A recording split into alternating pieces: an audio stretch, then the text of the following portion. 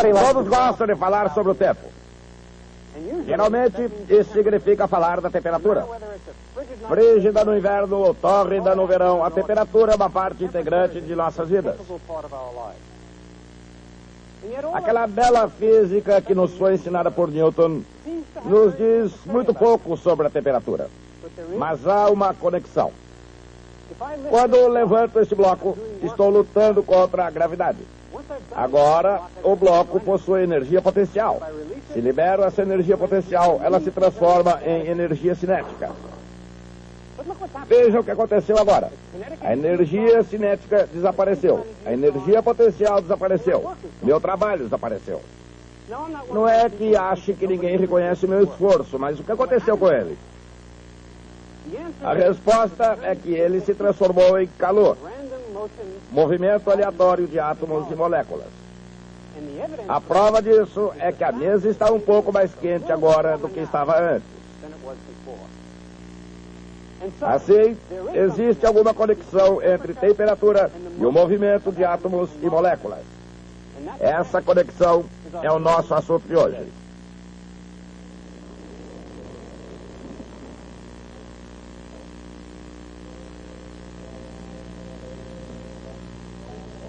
Há muito tempo atrás, os cientistas chegaram à conclusão de que a temperatura está associada com o movimento aleatório de átomos e moléculas.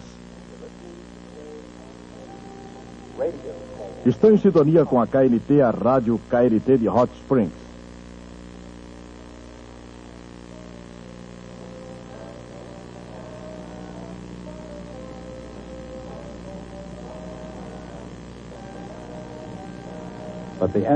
A pessoa comum não precisa da ciência para saber quando está quente ou frio.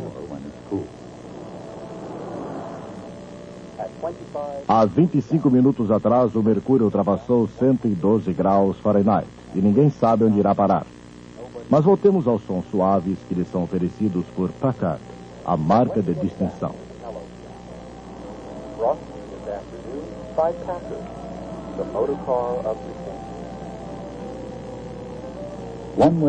De uma ou de outra maneira, a temperatura afeta tudo que existe na Terra. A prática e a memória, a intuição e a experiência, o paladar e o tato. Tudo isso proporciona um sentido muito prático de temperatura. Mas para saber, e não apenas sentir, o que é realmente o quente ou o frio, é preciso uma certa objetividade. E também alguma forma de quantificação. Isso exige alguns instrumentos científicos. Um termômetro, por exemplo, de qualquer tipo. O estilo não importa muito desde que ele funcione. As long as it works.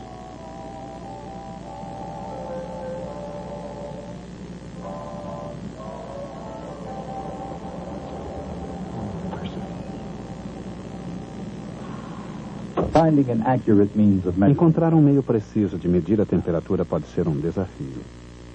Às vezes é difícil controlar a temperatura. Como ela é desprovida de dimensões físicas, não existe uma maneira de medir diretamente a temperatura. Enquanto o comprimento de um objeto pode ser expresso em metros e sua massa em quilogramas, a temperatura só pode ser medida em termos dos seus efeitos. E a temperatura só pode ser medida de maneira efetiva quando existe uma escala aceita.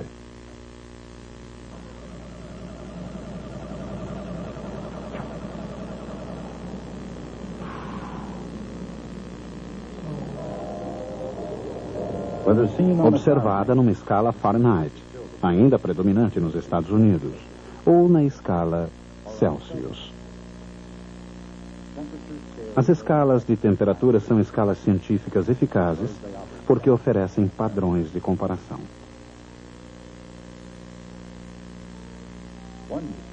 Um ponto de calibração útil é o ponto de congelamento da água.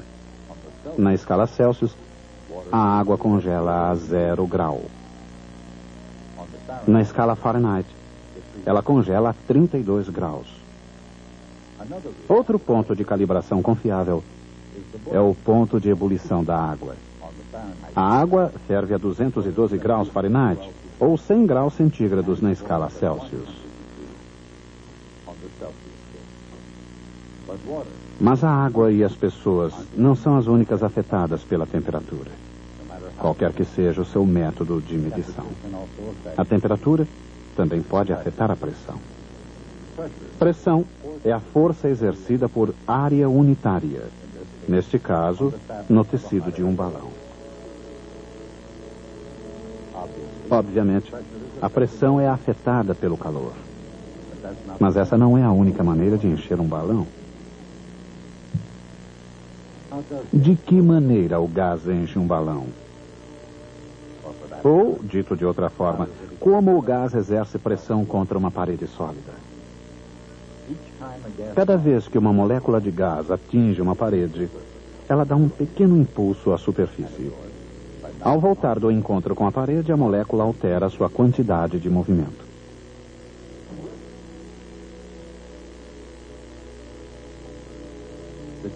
A mudança da quantidade de movimento significa que uma força agiu sobre a molécula. Isso significa que uma força oposta agiu sobre a parede.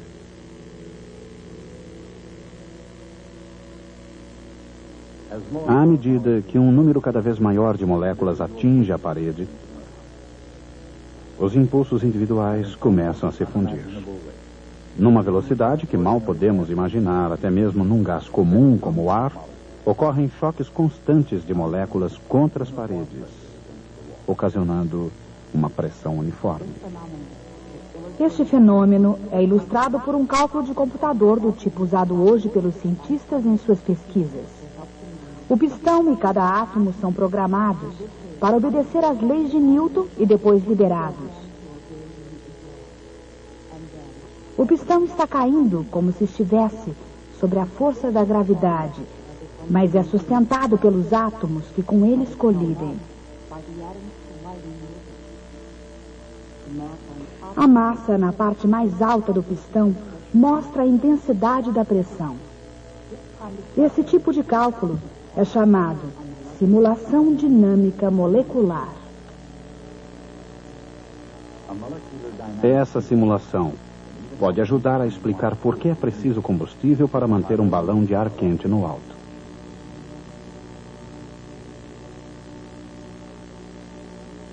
O calor é a energia dos movimentos aleatórios de átomos e moléculas. O aquecimento de um gás provoca um aumento da energia cinética de todas as suas moléculas. Cada colisão exerce uma maior pressão sobre a parede. É por isso que o aquecimento de um gás aumenta a sua pressão. De maneira inversa, é por isso que é preciso uma menor quantidade de gás para manter a mesma pressão.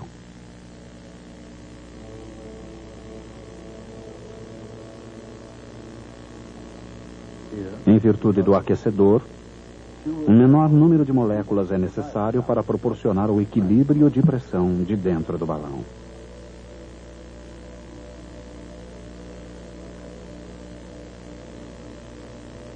Ele pesa menos que o mesmo volume de ar. É por isso que o balão flutua. Em essência, tudo depende da força e da quantidade de movimento, da ação e da reação.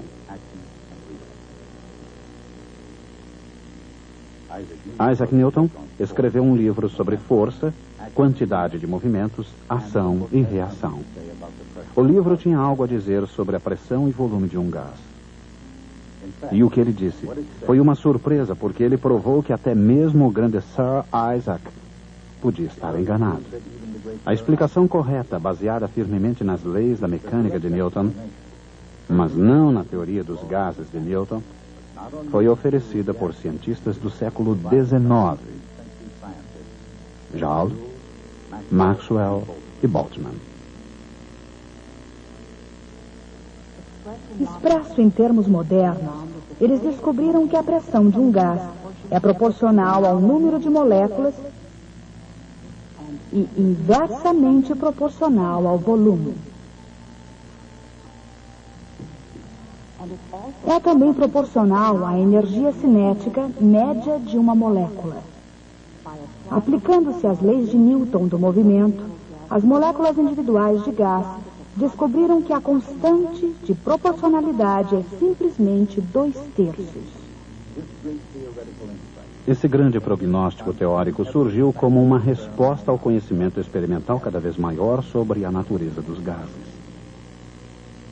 No século XVII, quando era tênue a linha divisória entre ciência e feitiçaria, foi preciso um pesquisador fora do comum para enfrentar o desafio dos gases invisíveis. Ele era um químico e físico, muitas vezes acusado de introduzir física demais em sua química. Seu nome era Robert Boyle. Durante 15 anos, ele trabalhou em seu laboratório em Oxford. Mais do que o seu contemporâneo, Isaac Newton, a abordagem de Boyle estava além do seu tempo. Ele contratou assistentes e enfatizou o método científico, mas ao contrário de Newton, Boyle era acessível ao grande público. Até sua morte em 1691, a sociedade londrina viu Robert Boyle como um dos cientistas mais populares da época.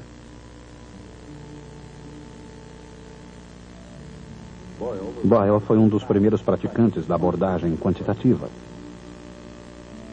Ele anotava tudo detalhadamente, de maneira que outros puderam repetir, verificar e aperfeiçoar suas pesquisas. A prática de Boyle tornou-se universal e praticada universalmente como um método científico. Na maior parte das vezes, Robert Boyle desenvolvia suas atividades científicas com o máximo de cuidado. Ele descobriu que, numa determinada temperatura, o produto da pressão e do volume de um gás é quase constante. Se a temperatura de um gás permanece inalterada, a pressão é inversamente proporcional ao volume. A equação experimental PV igual constante é conhecida como a lei de Boyle. A aplicação da mecânica às propriedades de um gás explica o significado intrínseco dessa lei. A constante na lei de Boyle é igual a 2/3 o número de moléculas vezes a energia cinética média por molécula. Em outras palavras, PV é proporcional à energia cinética total de todas as moléculas do gás. Essa energia cinética é uma forma de calor. O aquecimento de um gás provoca a elevação da sua pressão ou a expansão do seu volume. Mas o aquecimento de um gás também pode provocar um aumento da sua temperatura.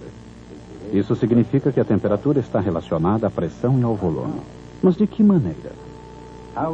Foi o que se indagou Jacques Alexander César Charles. Charles estava intrigado com os voos de balão de ar quente dos famosos irmãos Montgolfier, os pioneiros dos balões de ar quente. Em 1º de dezembro de 1783, Charles realizou o segundo voo de balão da história. Pioneiro na ciência e no espaço, ele iniciou experiências visando explorar a natureza dos gases. A curiosidade de Charles o levou a descobrir que todos os gases se expandem igualmente quando sofrem igual aumento de temperatura. Charles discutiu suas grandes, mas ainda não publicadas, descobertas com Joseph Louis Gay-Lussac, outro cientista francês entusiasta de balões, capaz de se elevar a uma altitude de mais de 6 quilômetros. Ao publicar sua própria obra, Gay-Lussac descreveu, criticou e aperfeiçoou de maneira considerável a descoberta de Charles. Sofrendo determinada pressão, o volume de qualquer gás se altera na mesma fração de cada grau do aumento de temperatura. Se esse comportamento fosse sempre verdadeiro, poderia haver uma temperatura tão baixa que um gás não ocuparia qualquer volume. À medida em que o gás fosse se aquecendo, seu volume aumentaria em proporção à temperatura. Naturalmente, a razão pela qual o volume aumenta é o aumento do calor, ou energia cinética das moléculas. Essa ideia levou a um novo conceito da própria temperatura. Ela teria um significado absoluto baseado nas propriedades universais dos gases. Um zero absoluto, a temperatura mais baixa possível, seria a temperatura na qual um gás estaria inteiramente desprovido de calor. De acordo com Charles e Gay-Lussac, o zero absoluto ocorreria a 273 graus Celsius abaixo de zero, ou 459 graus Fahrenheit abaixo de zero. A ideia de uma temperatura absoluta recebeu sua forma final por Lord Kelvin, cujo nome seria dado à escala de temperatura absoluta, ou escala Kelvin. Na escala Kelvin, a temperatura é diretamente proporcional ao volume de um gás, como Charles e Gay-Lussac haviam dito que deveria ser. Mas uma quantidade dupla de gás deveria ocupar 2 vezes o volume. Em outras palavras, o volume também deve ser proporcional ao número de moléculas de gás. A lei de Boyle diz que em qualquer temperatura constante, PV é constante. Mas se T se altera, essa constante também deve se alterar. Assim, PV é proporcional a MT, quer M e T sejam ou não constantes. A constante de proporcionalidade, K, é definida como sendo igual a 1,38 vezes 10 elevado a 23 joules por Kelvin. Essa definição determina o valor de 1 Kelvin. Com isso, determinando toda a escala de temperatura Kelvin. Por exemplo, o gelo derrete a 273 Kelvin.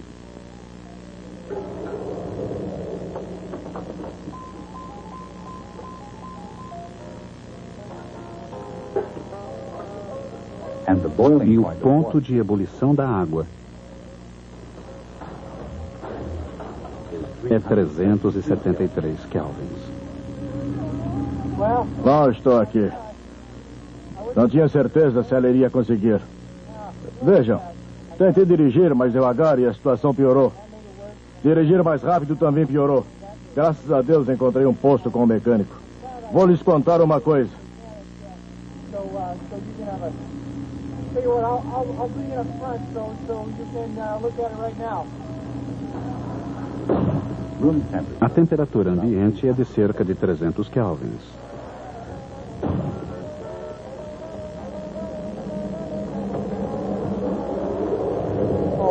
Pelo amor de Deus. Eu estava com medo disso. Acho que deve ser superaquecimento. A superfície do Sol, 6.000 kelvins. Joguei fora algumas enciclopédias só para aliviar a carga. Eu estou tão feliz de encontrar esse aqui. A temperatura no interior do núcleo do Sol é de 15 milhões de kelvin. Rapaz, você parece já ter arrumado uns 100 carros hoje, né? Por que é que não vai embora? Eu estou trabalhando aqui na cidade. As casas ficam muito longe uma das outras. É muito pior do que eu pensava. Garotinho, não faça isso. Não faça isso. Esse carro está passando por um momento difícil. Muito obrigado, né? Pode ir. Eu tenho que chamar o padrão. Mais perto da Terra, as experiências de Charles e Gay-Lussac sugeriam que uma vez que o gás pode ser comprimido, os gases devem ser compostos de partículas separadas pelo vácuo. Aplicando as leis da mecânica a essas moléculas invisíveis, chegamos à teoria cinética dos gases. Uma teoria que diz que a energia cinética do gás, o efeito coletivo das colisões moleculares, é o que dá a um gás sua pressão e volume.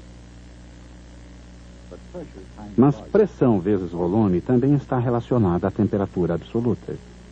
Assim, existe uma relação direta e simples entre temperatura e calor. A temperatura absoluta é fornecida por 2/3 da energia cinética média de uma molécula do gás. E, naturalmente, o calor de um gás é apenas a energia cinética média das suas moléculas. Em outras palavras, o calor e a temperatura podem estar relacionados a uma propriedade mecânica, a energia cinética das moléculas individuais do gás. Mais uma vez, não importa de onde sobem ou onde caem, todas as temperaturas estão relacionadas à pressão do gás. A equação PV igual MKT. Uma equação vital, tanto na física quanto na química. É conhecida como a lei de gás ideal. Nem todos os gases são ideais, mas a lei do gás ideal descreve com precisão o comportamento dos numerosos gases reais. Mais do que uma definição da escala de temperatura absoluta, ela expressa tanto a lei de Boyle quanto a lei de Charles e conduz a uma teoria cinética da temperatura.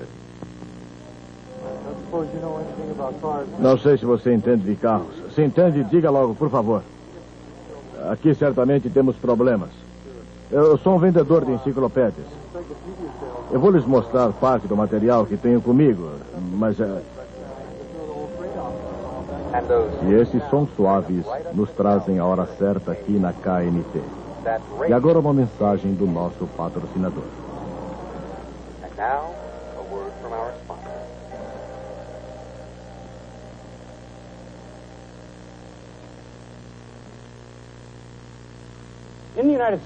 Nos Estados Unidos, usamos a escala de temperatura Fahrenheit. Já ouvi histórias absurdas sobre como surgiu essa escala. Mas vou contar o que aconteceu realmente. Daniel Fahrenheit não era um cientista.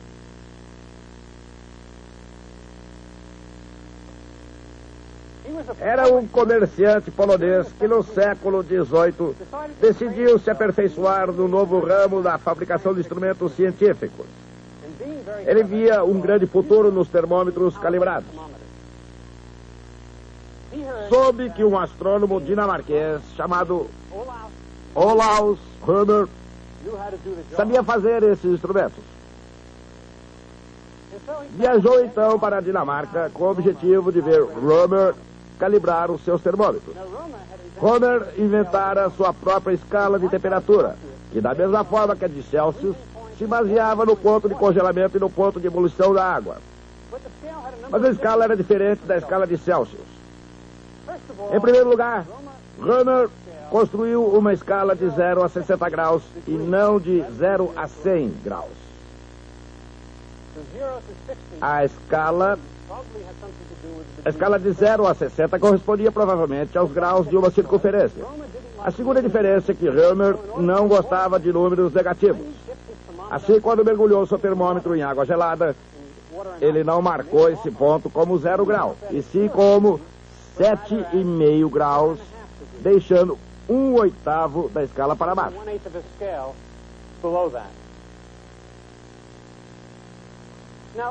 No dia em que Fahrenheit veio observar Rømer calibrar seus termômetros, Rømer fabricava termômetros para serem utilizados com fins meteorológicos. Um termômetro para fins meteorológicos não deveria assinalar do ponto de congelamento da água ao seu ponto de ebulição, pois a temperatura raramente atinge essa marca.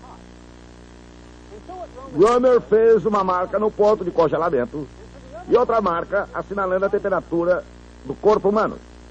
Quando encontrou essa marca, ela era de 22,5 graus. Essa foi a escala básica adotada por Fahrenheit. Mas Fahrenheit não gostava de frações, e quando fabricou seus próprios termômetros, multiplicou tudo por 4. Agora a escala é de 30 a 90 graus. Do ponto de congelamento à temperatura do sangue. Ele pensou então que seria mais conveniente ter 64 graus entre esses dois pontos, e não 60. A razão é que ele precisava gravar marcas de graus unitários em seu termômetro. Se houvesse 64 graus entre seus dois pontos de calibração, ele os dividiria pelo meio e novamente pela metade 6 vezes. Assim, ele alterou novamente a sua escala de temperatura para que fosse de 32 graus a 96 graus, uma diferença de 64. Assim, usando esse termômetro, ele mediu a temperatura da água em ebulição de forma pouco precisa e decidiu que ela era de 212 graus.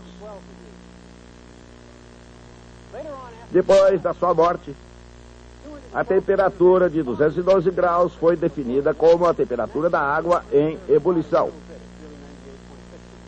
Isso alterou a temperatura do corpo para 98,6 graus. Foi assim que surgiu a escala Fahrenheit. Talvez vocês queiram perguntar qual seria a melhor escala de temperatura. A escala Kelvin, ou a escala absoluta, é a escala usada pelos cientistas. A escala Celsius é quase ideal para a cozinha, pois é baseada na temperatura da água em ebulição numa panela sem tampa. E a escala Fahrenheit, que vai de 0 a 100 para tempo normal, é quase perfeita para o tempo.